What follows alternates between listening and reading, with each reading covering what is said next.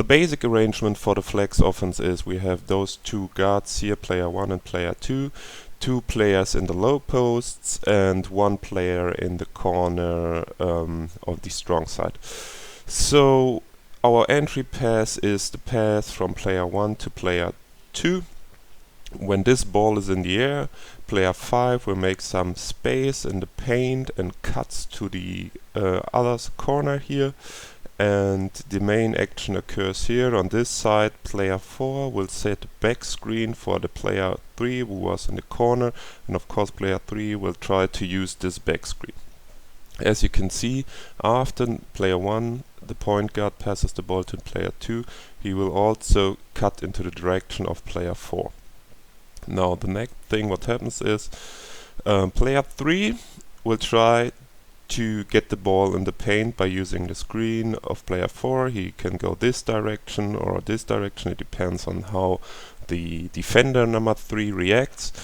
And of course, if player 2 is able to pass the ball to 3, he will get a very good chance to score the basket.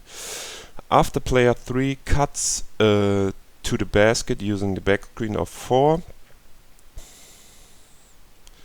if this option is not possible, player 3 will go into the low post on this side, and we have player 1 setting the screen for player 4, and of course player 4 tries to use the screen. He can go to the elbow or to the guard position here at the top, depending on how the defenders react and also depending on the skill set of player 4. So we do make those cuts. Player 4 is now here at the guard position, player 3 is in the low post, and now we have the same setup as we had before with two guards, one player in the corner and two low post players, and we can run this flex offense now from the other side. We have the now the entry pass from 2 to 4. 5 uses the back screen of 3, 2 comes down and will set the down screen for player 5.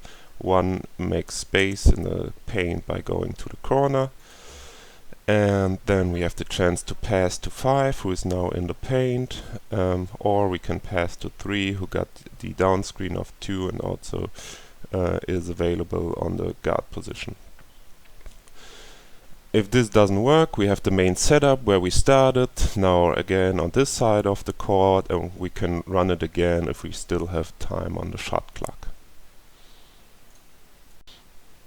Now let's talk about the two main options here in the flex offense, which are quite obvious in the beginning. Of course, there are a lot of options from the flex offense, but let's talk about the first main two. We have the entry pass of 1 to player 2, and we get this back screen here of 4, trying to open player 3, who cuts into the paint from the corner. And of course, the pass from the guard here to the guy who cuts into the paint is our option 1. We will soon look at some examples from the Argentina-USA play in the Olympics 2004, and we will see that even this first option here after the basic down screen, a back screen of number 4 will give you some open layups. So this is what we will be calling option number 1, and option number 2 is after number 4 gets this down screen from player 1 in this example, the cut to the elbow or maybe even into the high area of the paint or to the wing. This will be our option number 2. So there are a lot of things that you can do with these two options. For example, this option 2 here can be the player who gets the ball on the wing or even in the paint directly gets a shot, or you can play a high-low now. You can ISO him from this position if you like. You can play a pick and roll on this side. You can play a two-man game on this side. So a lot of options which occur after this pass, which we call option number 2. And of course, if we look at option number 1, if the pass directly into the paint doesn't work, number 3 can just go into the low post if he has a good mismatch or he's a good low post player, and you can just use this low post action then here to isolate number 3 in the low post, or get other good open looks. Let's look at some entries for our flex offense. For the first two options, we assume that we try to play fast break, and we have player 2 and player 3 here in the corner. Player 4 was trailing the play, did a cut to the basket and ended up here in the low post. And now we have player 5 trailing the play and the point guard here at this position with the ball. So what we do is to try to run fast break. Now we run the small early offense, and afterwards we go into our flex offense. So what happens, player 5 will set a screen for player 1 and rolls to the basket afterwards. If the pass is not possible to player 5, player 5 just goes to the weak side low post, and while this action occurs, player 4 on the strong side low post takes the position of player 1. So the pick here, player 1 uses the screen, player 5 rolls to the basket, and 5 fills up here at this 4 fills up here at this position. So after player 5 cut to the basket, he's here in the low post. Player 1 uses the screen, has the ball now on this side, and player 4 fills this position up here. So and now we end up in our usual flex setup to run now our flex offense with the entry pass of 1 to 4. Another possibility we can do after a fast break try is we once again have player 3 and player 2 in the corners, and now player 4 is on the weak side low post. If player 4 is in the weak side low post, we just run a quick pick and pop at the top of the key here. Player 1 uses the screen into the middle of player 5, and player 5 pops out to the guard position. And we once again have our basic flex setup, where now the entry pass is from player 1 to player 5. These two options give you a good way to incorporate your flex offense into an up-tempo game. So you can run your fast break, or try to run your fast break. Afterwards you have a quick pick and roll or pick and pop, and you're directly in your flex setup.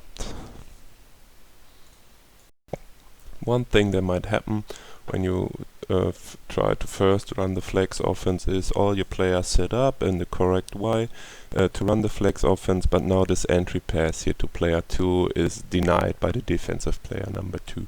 A very easy way to overcome this problem is by just passing the ball into the corner to player 3, and now number 2 sets a screen for player 2. After this pick, player 2 now has the options of going over the screen or under the screen, but in any case he will have the chance to lose this defender here. And afterwards player 1 pops a little bit out into the old position of player 2, and we have this basic setup here again, where now the corner passes the ball to player number 2, and we have our usual setup for the flex offense again. So a very easy way to overcome the problem that the entry pass is denied. Now we'll watch some footage from the Olympic semifinals of 2004, Argentina against USA. And we will start by looking at the flex offense, where option 1 is done. So let's first watch this first play. And as you can see, in the end Ginobili gets the ball after he did his baseline cut and has a very easy layup. Argentina has here a special entry for the flex offense, where the point guard gives the ball to the other guard, gets a pick at the elbow, and is then the screener here who does the back screen for the corner guy. And even though the pick here which is set doesn't even touch the defender of the corner guy. In the end, Ginobili is still quick enough to go around his screen, even though it isn't set perfectly to get an easy layup.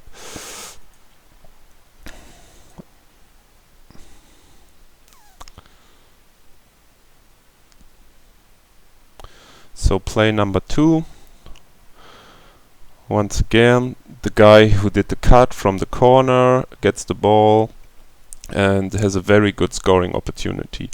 In this case, it's the normal setup, two guards here at the top, in this case with a long distance to the 3-point line, and we have the cut from the corner here, and Ginobili just got the ball directly in the paint. In this situation, the corner guy gets the ball in the low post. They spotted a mismatch here for the corner guy, and he gets the ball in the low post, and then he's going to work there and has a very easy scoring opportunity. So next play is also option number 1. They run the flex offense, and in the end the ball is stolen. So standard flex offense in this case, they have here the guy who will set the screen, one guy who will go in the corner, and two guards at the top. The entry pass is set, and he directly goes down to screen the screener later.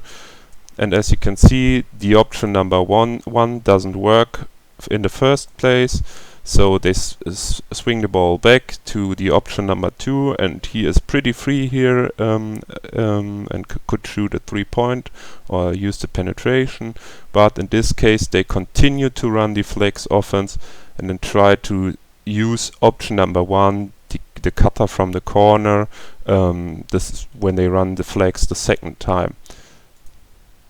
In this case, the ball gets stolen here at this position, and it was almost an easy layup.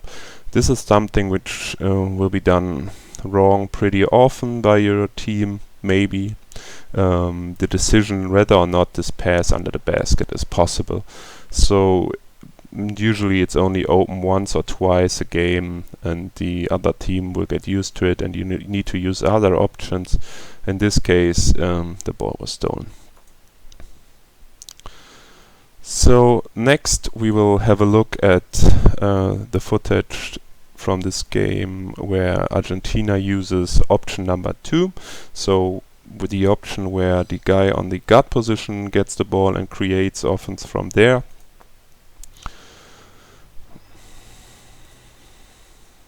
So they run their flex offense, and in the end the guard gets a penetration into the middle and has a jump shot. Still a contested jump shot, but as you can see, you can run a lot of stuff from this offense with the different options. Even they have different possibilities to do the offense.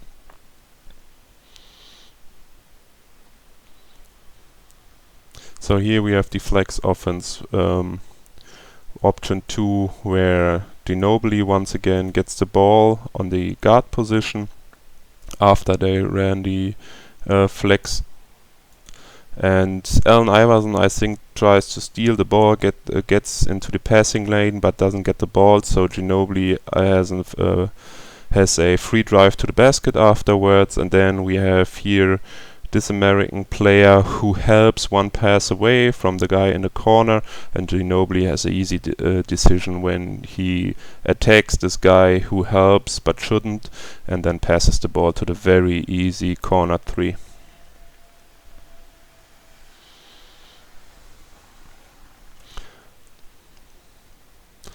Here once again flex entry, and this is a chance to see that it's really important here to set very hard screens and to make hard cuts also. So as you can see here, we have the entry pass, And option number 1 is open for a very short second if you look at this replay here, but they decide to not use the screen, and then here at the end on the weak side we have very bad screens, and this is the reason why this guard here doesn't get open, and then the offense gets stuck a little bit. They get help on the wing position and try to play a two-man game, in the end get fouled. But if you rewatch this last play here, you will see that it's really important to set hard screens, to use those screens very good, and to run very quick cuts in order to have this offense flowing.